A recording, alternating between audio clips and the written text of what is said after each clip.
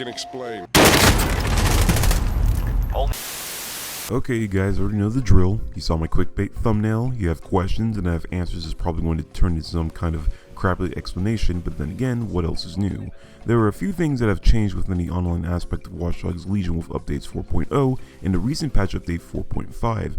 Now, some of the changes implemented have made the game slightly better since it was much needed, and a lot of people have been asking for it.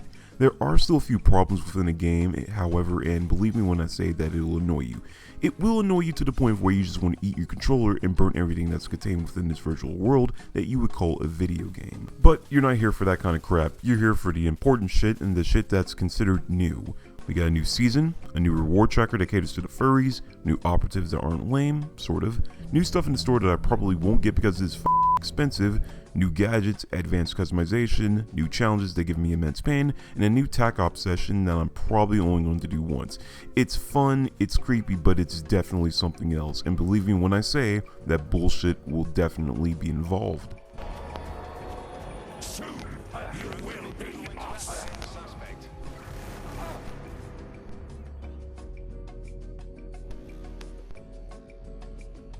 There's also a new game mode called Legion of the Dead where you get to fight zombies in a post-apocalyptic London. Unfortunately, Ubisoft hates their console player base and we won't be able to play it since it's in its alpha stage on the PC for the time being, so there's that. Before getting started, I would like to apologize for my absence in regards to the review over update 4.0. I'm not gonna lie, I have gotten kind of burned out on Legion after finishing the previous reward tracker in Season 1, along with a couple of other problems in game that I won't discuss, and decided to play other things while getting prepared for the update when it came out. During that time, I was busy watching my friends perish in Warzone along with myself and dunking on random players while dragging my balls across people's faces in Knockout City, which I recommend you play. It's a very fun and awesome game. Not only that, but I've been pouring a huge amount of my time on the critically acclaimed MMORPG Final Fantasy XIV. Did you know that not only is there a free trial that lets you play up to level 60, but it also includes the award-winning Heavensward expansion that you can also play for free? Because I sure as hell did, and it is a blast. Along with all this good shit, Ubisoft even released a teaser and a full trailer for Bloodlines showing off Aiden and Wrench as they proceed to tear up shit in London. Two badasses, perfectly balanced as all things should be. And now with all this new stuff added in the recent updates, it's no brainer that I have to sift through what's going on and tell you what you think you want to hear, but in reality, I'm just going to shoulder tackle this shit and tell you what I want for you to hear, starting with our new first hero operative and the main protagonist of Season 2, Meena Sidhu, a former test subject for the Omni project. Due to Albion being complete trash and using her for different experimental procedures, Meena is able to utilize the Omni optic device implanted within her brain to mind control other individuals to her beck and call. While it may seem weird, this wouldn't be out of the ordinary since this is not the first time we've dealt with something supernatural in the series like Aiden's acid trips, the shuffler quest, and so on and so forth.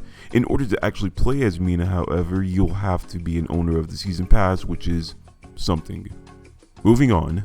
Her main ability, Omni Optic Control, allows for her to take over any NPC in-game and utilize their skill sets to her advantage. If anything, this ability shares the same concept as hijacking an enemy drone unit for your own use, except it's with humans. Just like with drones, they have a set range, so if you stray too far, you'll return back to Meena, but you can also return to her manually if you wish. Just be wary that after using OOC, you'll be hit with a 4-minute cooldown.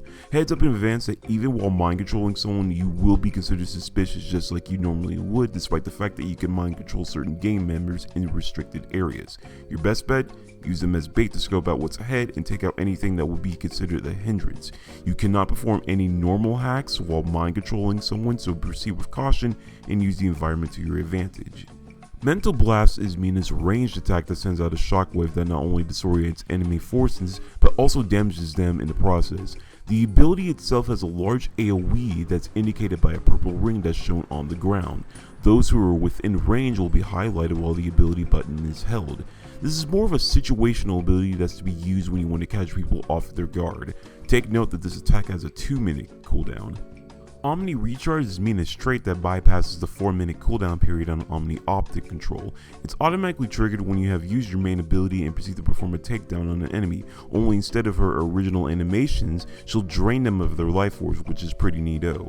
However, this action is slow, so it's probably best to do a weapon takedown to make this go by faster. Either way works. The two new and free operatives, the DJ and first responder, differ from each other like two sides of the same coin, with one focusing on DPS and the other prioritizing defense. Also, Helen is a free recruit on the store, but she's old and fragile, so we're just going to skip her. You can find them either at the Desek hideout, jamming at certain bars in London, or at a few hospitals that are close by. For DJs, Killer Beats is your best friend, as this ability gives you and nearby teammates a temporary buff, increasing your overall damage output while shortening the time limit on your cooldowns. This is indicated by the glowing green ring surrounding your operative. For 1 minute, your damage will spike high, allowing you to delete most threats with relative ease. However, over time, the rings will start to descend on your operative, letting you know that the buff is about to go out shortly before getting hit with a 3-minute cooldown, so get as much damage in as you can. Your secondary ability, Feedback Loop, is an AoE attack that acts in the same manner as Meena's Mental Blast. Instead of screeching, you'll send out waves that will disorient your opponent for a limited time. Unlike Mental Blast, it doesn't deal any additional damage, but it does have the same ring outline, letting you know who's within range of the attack. This ability has a 1-minute cooldown. First responders only have one unique gadget to them, and that is the AR Medical Shield. You can either place this upon yourself or your shitter teammates to prevent them from dying.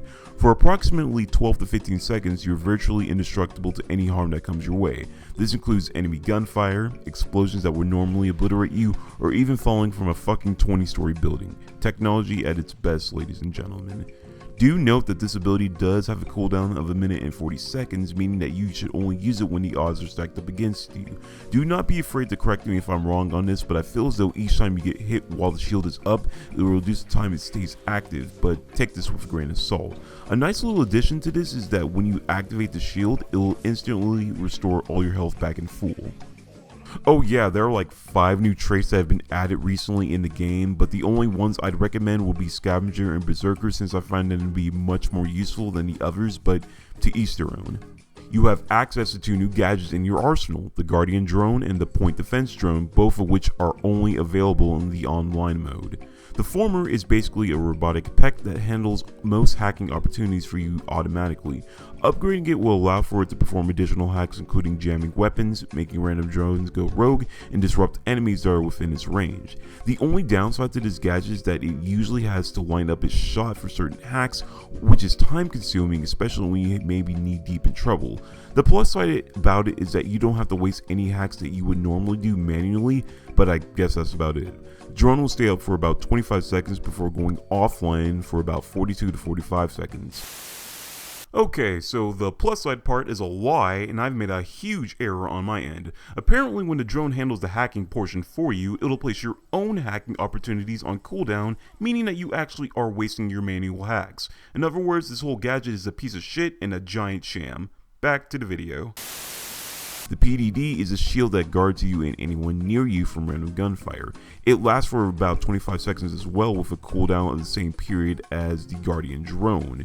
Upgrading this fine piece of software will allow for its deployment duration to not be reduced when receiving incoming damage, and it even allows for you to pick it up without having to go into an early cooldown period. The best part about this gadget in particular is that you can actually shoot through it with no consequence. Literally, you have a reverse Uno card in the palm of your hands and no one can check you. The only counter to this is that the shield is stationary and can block bullets and sometimes absorb explosive damage if I'm not mistaken. So don't be surprised if people try to get on your flank or just barge right through the shit with a fully loaded shotgun. For those who care about appearances and a long-lasting impression on others for clout, you'll be relieved to note that the advanced customization is a thing, and this enables you to buy new cosmetics that focus on the appearance of your selected operative, whether they be regular or prestige.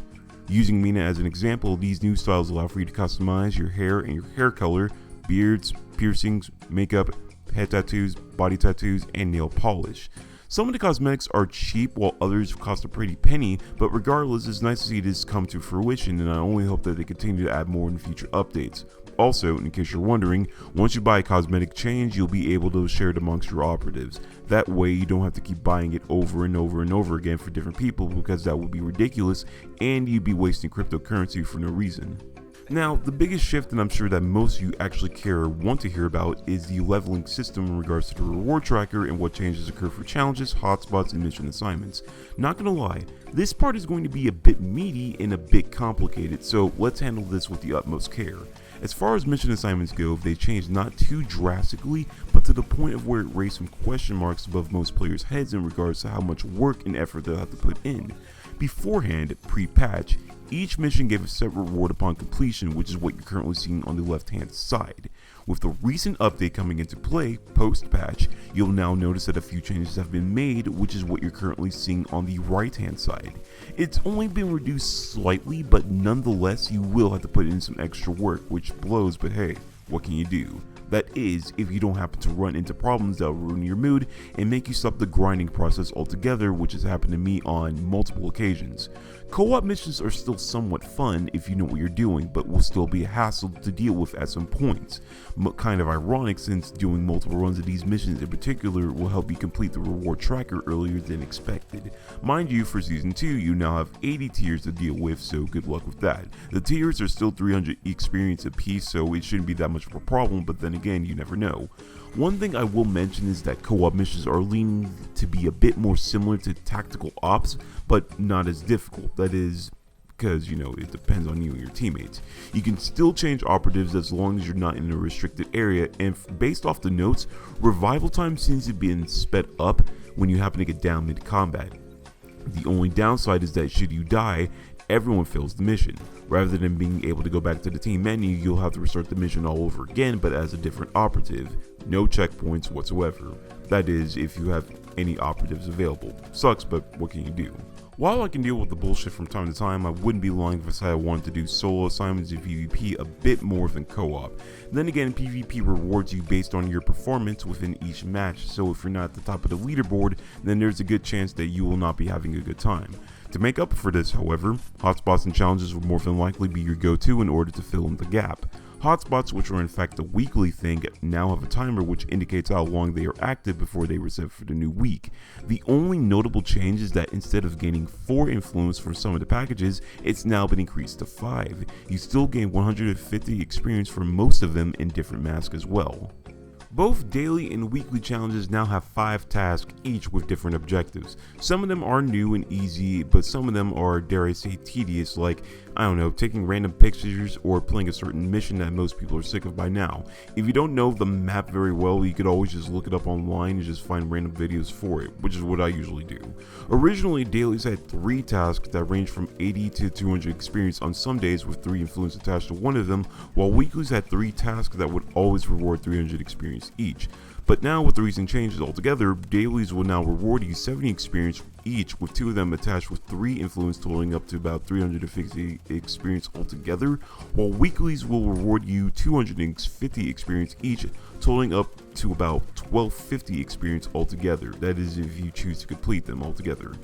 Now, as far as I'm concerned, while the main game itself still has a few hiccups here and there, I'm actually relieved that the devs listened to the concerns that most of the player base had. I'd say that the online aspect is still in the testing waters, but who knows what we can expect in the near future. Excluding Bloodlines and any other content, I really am wondering what hotfixes will be brought about so that players can actually enjoy the game and not experience any kind of weird shit that I've seen, and believe me, there's too many times to count from that. But anyways, this is what I would consider to be important and all that kind of crap.